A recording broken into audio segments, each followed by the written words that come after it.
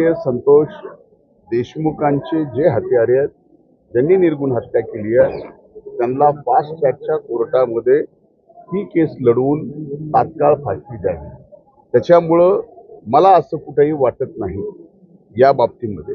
कुणी काय म्हणावं, कुणी काय म्हणावं हा विषय वेगळा आहे. पण आता न्यूज व्हॅल्यू करायची आहे, तुम्हाला पण बातमी पाहिजे, तुम्हाला पण TRP पाहिजे, त्याच्याशिवाय ॲड मिळत नाही, ॲडला रेट चांगला मिळत नाही. त्यामुळे ह्या सगळ्या गोष्टी आहेत ना, माझं म्हणणं असं आहे की पोलीस अतिशय व्यवस्थित, बरं एक स्तरावर नाही 3 स्तरावर, CID, SIT आणि न्यायालयीन, ह्या 3 स्तरावरती या ठिकाणी जर एका प्रकरणाच्या बाबतीमध्ये पूर्णपणाने चौकशी या ठिकाणी केली जाते, इन्व्हेस्टिगेशन केली जाते, तर त्या यंत्रणेवरती आपण विश्वास ठेवला पाहिजे. संतोष देशमुख यांचे जे हत्यारे आहेत त्यांना वेगळी ट्रीटमेंट दिली जाते. हे बघा, या बाबतीत मी काहीही उत्तर देणार नाही आणि कृपा करून मला याबाबतचे प्रश्न विचारू नका.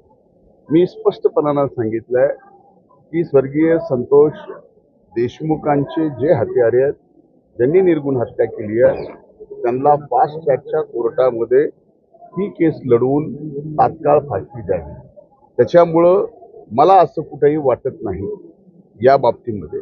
कुणी काय म्हणावं, कुणी काय म्हणावं हा विषय वेगळा आहे. पण आता न्यूज व्हॅल्यू करायची आहे, तुम्हाला पण बातमी पाहिजे, तुम्हाला पण TRP पाहिजे, त्याच्याशिवाय ॲड मिळत नाही, ॲडला रेट चांगला मिळत नाही. त्यामुळे ह्या सगळ्या गोष्टी आहेत ना, माझं म्हणणं असं आहे की पोलीस अतिशय व्यवस्थित, बरं एक स्तरावर नाही 3 स्तरावर, CID, SIT आणि न्यायालयीन, ह्या 3 स्तरावरती या ठिकाणी जर एका प्रकरणाच्या बाबतीमध्ये पूर्णपणाने